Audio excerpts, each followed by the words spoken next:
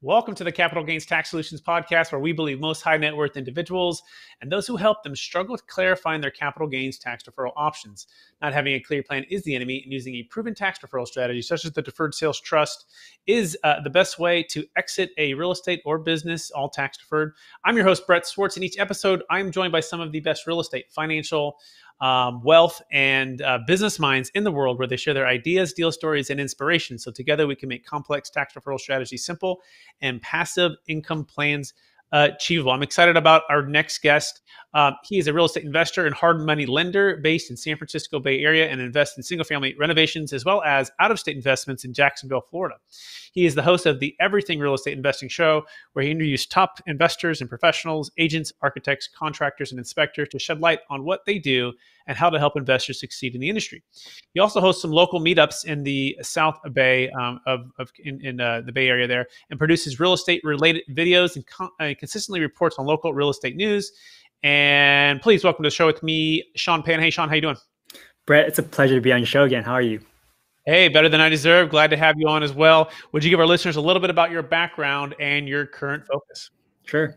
So let's say I started real estate investing about 5 years ago. And back then I was an engineer working for a defense contracting company. And just by working there for several years, I realized that this is not the place that I want to be in 30 years. So I thought of like, what are the different things I can do to kind of escape that reality and to get to live the life that I want to live. And so that's why I started investing in real estate, started buying some rental properties over in Florida. And then I started to flip some homes locally in the Bay Area.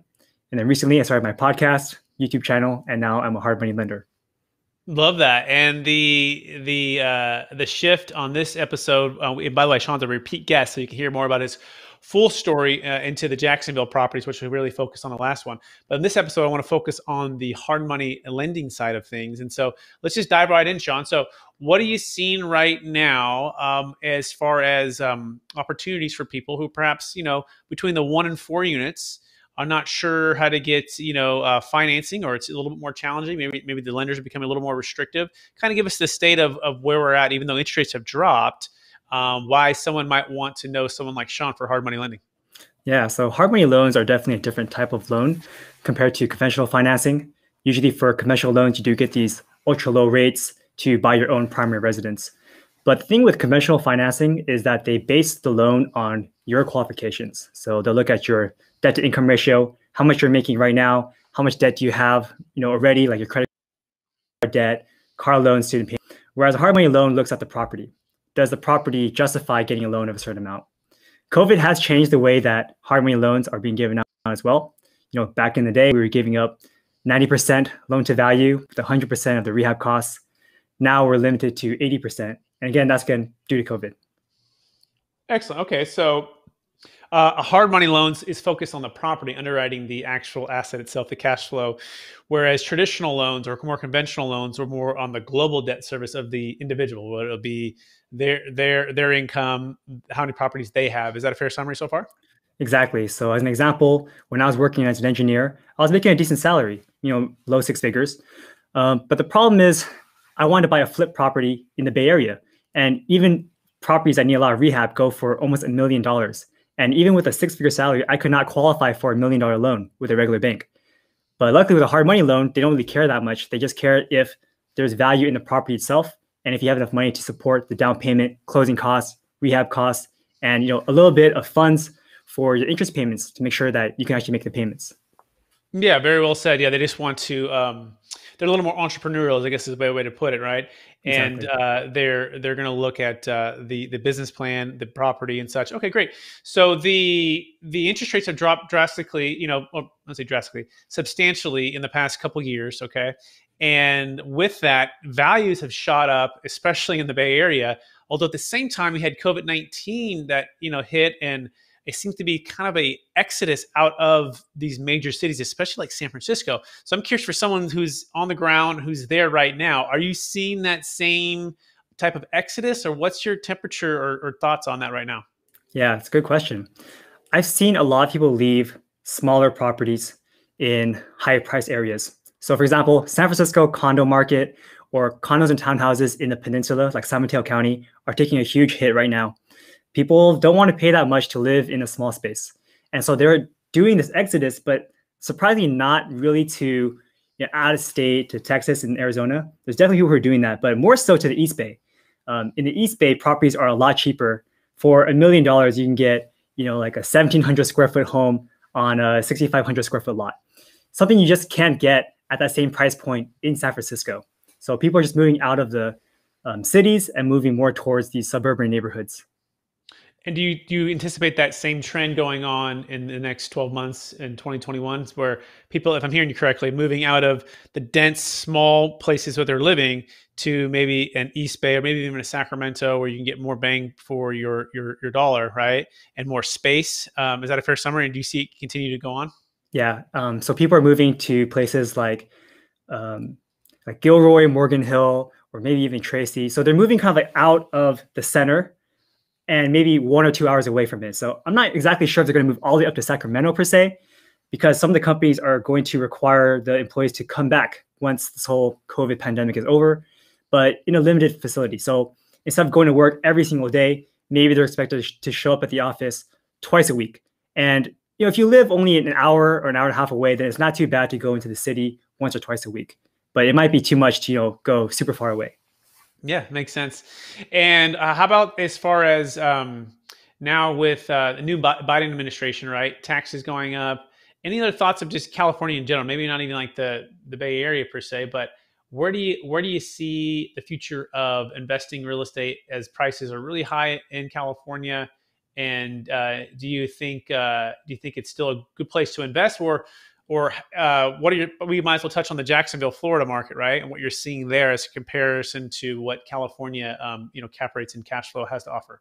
Yeah, that's a great question. I always thought that buying and holding in California, especially in a hot market like the Bay Area, doesn't really make sense from a cash flow perspective. I think that's like not the game you want to play if you're investing here in the Bay Area. If you want cash flow, it's probably better to go out of state. The renters laws are a lot more lenient and whatnot. But the play for Bay Area real estate is either to buy and sell it to flip, or to just buy and hold for a very long time, because Prop 13 keeps your property taxes very low, while you could hold onto a highly appreciating asset. Meanwhile, some people actually like losing money on their properties. They make so much money that they like taking this hit on their income, so they pay less taxes, and they knowing that they're going to make a lot more on the back end when they either refinance the home or they sell it later down the line. Yeah, so many ways to kind of skin that cat. And we recently did a deal in Palo Alto. It was an $8.3 million primary home sale. And he was faced with some huge capital gains tax. He used the deferred sales trust. And another one in Aptos was a $7.9 million sale. And they were looking, they had owned it since like the mid 90s. And so it had like next to no basis. They bought it for like 800,000 or 900,000 and it was worth 7.9. And they're looking for this big payout at the end. But you're right, a lot of them held on for a long time because it maintained that Prop 13 low tax rate, tax basis, right? So it can't increase by too much per year, which is good. They've talked about taking that away. I'm curious to see now. It looks like Biden and also the Democrats won the Senate today in Georgia, as it appears right now. And that being said, you're looking at maybe some massive changes in tax policy and things like the Prop 13, which has held property taxes lower in California, perhaps being taken away. Now, that being said, California just did some votes on this, and this was about 6 months ago or so. And it was actually very positive. They did not choose to increase or change that. Any thoughts on any other changes with some of the tax stuff that was going on, if you're familiar with that? Yeah, I mean, I did a video on Biden's tax changes, or his proposed plan, and there's definitely a lot of things that may happen. We don't know for sure. I think he even talked about getting rid of the 1031 exchange, which actually could be great for you guys, right? Because you guys do DSTs instead of 1031 exchanges. We would be number one in line, right? We're already really busy with what's going on because of low inventory. But yeah, you're right. We would shoot to the top. Yeah, exactly.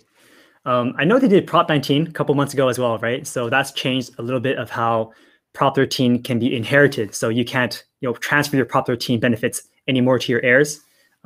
You can in a limited capacity, but definitely not as much as you could before. Yep, lots of changes and lots of things to consider when looking at selling highly appreciated primary homes, investment real estate, or businesses. So, getting back to the hard money lending side of things for your business, could you give us kind of an example, maybe of a recent deal that you did to help somebody? What was the challenge that they had, and how did conventional financing not work for them, and then how did your service for hard money lending work for them? Sure. So I had a property, or I had a client that was trying to buy a property in Milpitas, so somewhere in the South Bay, and they're looking for a loan for around $900,000. And the thing is, with our loans, we can close quickly. I think that's one of the main reasons why they decide to use hard money versus a conventional financer, because we can close our loans between 10 and 14 business days, whereas traditional financing takes, 30, sometimes 35 days. I mean, I had a property where I was trying to sell, and they took 45 days to close because the lender was just so bogged down with all these other purchases and refinances because interest rates are very low. So by using hard money, they were able to close quickly, and they were able to, get their loan done, and there was no prepayment penalty involved. So they could just get in, fix a project, sell it, and then just pay the little interest that they had to pay along the way. Excellent. And give us kind of the interest rates for those who are listening, maybe curious about what lenders are charging right now. So what was the points on the deal? What was the interest rate? What's the term? Yeah, so interest rates are obviously a lot higher than conventional financing, but they're going to be around 8.5% to 10%. So that depends on the LTV that you're looking for, the location, and your experience as an investor. So if you've done more deals, you've had more properties under title, whether they be rentals or flip projects, then we could potentially negotiate a better deal for you. And these loans also come with origination fees. So origination fee is going to be around 0.5 to 1% of the loan amount. So if your loan's for $1 million, then expect to pay around $10,000 in origination fees. That sounds pretty reasonable, right? I mean, I don't know if it's gone down, but I remember looking in the past, sometimes it can be 2 or 3 points. Is that because people just don't know the right people to talk with in the hard money lending world? Because I've heard 10 to 12%, and maybe this is a little bit dated because rates have gone down, right? And then 2 to 3 points to close. What am I missing there, or is that maybe for just more risky type of deals? Yeah, so if the property is in a riskier area, or if the loan amount isn't as high, then you might be charged more points. So if you're buying a property in, say, Tennessee, that might be only for $200,000, and you're going with a local lender over there, then they might be charging 3 points, because at the end of the day, it's still the same amount of work where you have to underwrite deals and create all this paperwork. But because the loan amount is so low, like your 1% for a deal in the Bay Area is more that you're going to get in origination fees versus 3% for a small deal over in Tennessee. But on top of that, if you're talking about Bay Area deals, yeah, there are sometimes hard money lenders that do charge 2 to 3 points. Usually it's because they're going through a broker. Brokers are great because they have a great connection and they can get you the loan that you need to get.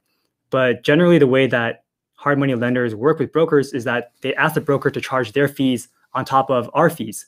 So if you went directly to a direct lender, then you would get less fees. But going through a broker, you get better service, because they know exactly what loan you want to get. But they do charge their points on top of what we charge.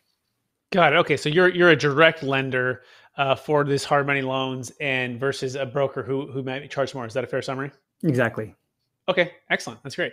All right, so let's shift into the lightning round if you're ready. Okay, let's do it. All right. What's the biggest project that you're currently working on right now, and what's the biggest challenge to that right now? Okay, so we're talking about real estate projects or personal projects. It could be anything. It could be anything. Okay. All right. On a personal side, I'm actually trying to do one TikTok video per day because I'm trying to increase my social media presence.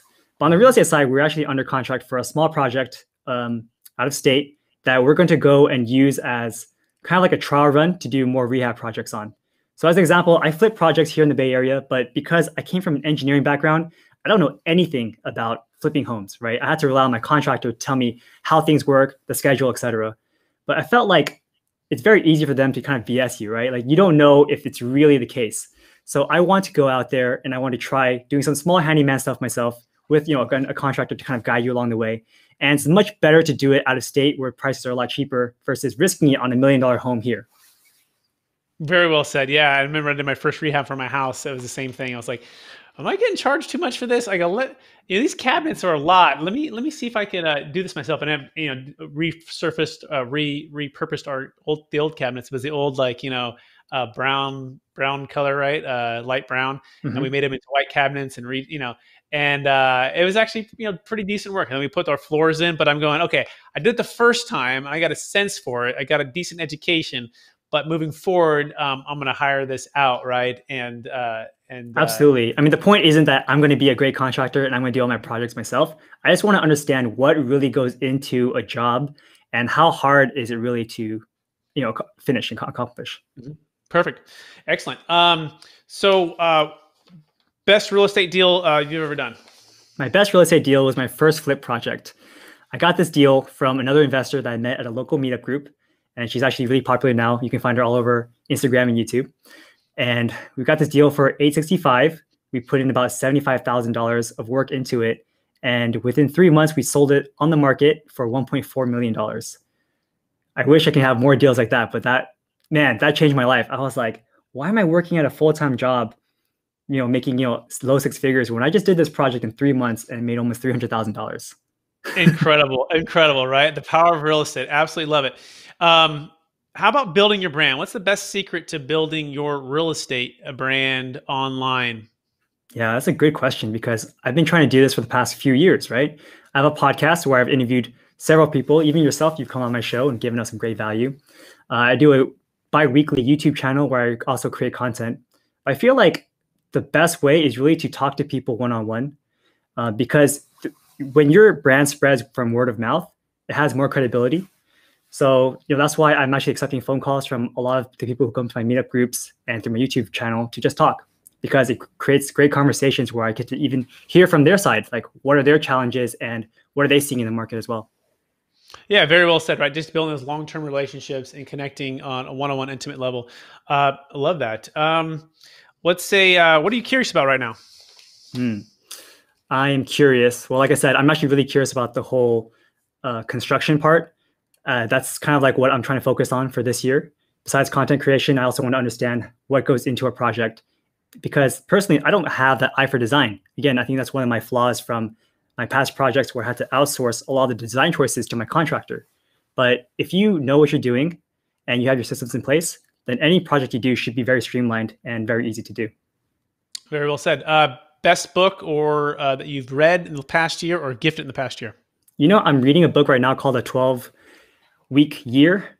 I just started reading a couple of weeks ago, and so far it's been great. And the premise of it is just compress your yearly goals into these 12 weeks. So instead of thinking in terms of a year, think in terms of like, what am I going to accomplish in this quarter? Love that. I'll check that out. I like that a lot. Um, Last question, and this is kind of encapsulate your success so far and moving forward, and how you keep encouraged. So, after your success you've had so far and all the challenges you've overcome so far, how do you stay centered in your values, Sean? And how do you stay encouraged to reach for new heights? Yeah, great question. I'm very thankful that I have a very supportive girlfriend who is always there with me to kind of bounce ideas around and to keep me centered and to think, hey, here's what we got to do to get to where we want to be. And we kind of just keep each other accountable. Beautiful, love that. And for our listeners, any last thoughts about for them? And would you remind them where they can find you? Yeah, definitely. If you guys are starting out with real estate investing, definitely educate yourself. Listen to great podcasts like the Capital Gain Solutions podcast. And if you guys want to, really get into the game, join different networking groups. Now, because of COVID, they're almost all virtual, so you have no real excuse. You can just pop on your computer, log into Zoom, and boom, you're in a networking group. If you guys want to find me, you can find me on my website, everythingrei.com. But if you want to join our meetup groups, we meet up twice a month at meetup.com/everythingrei. Beautiful. Well, Sean, I want to thank you for being on the show, for sharing a bit more about your story, your service of being a hard money lender. And I want to encourage you to keep using the gifts and talents you've been given to be a blessing to others.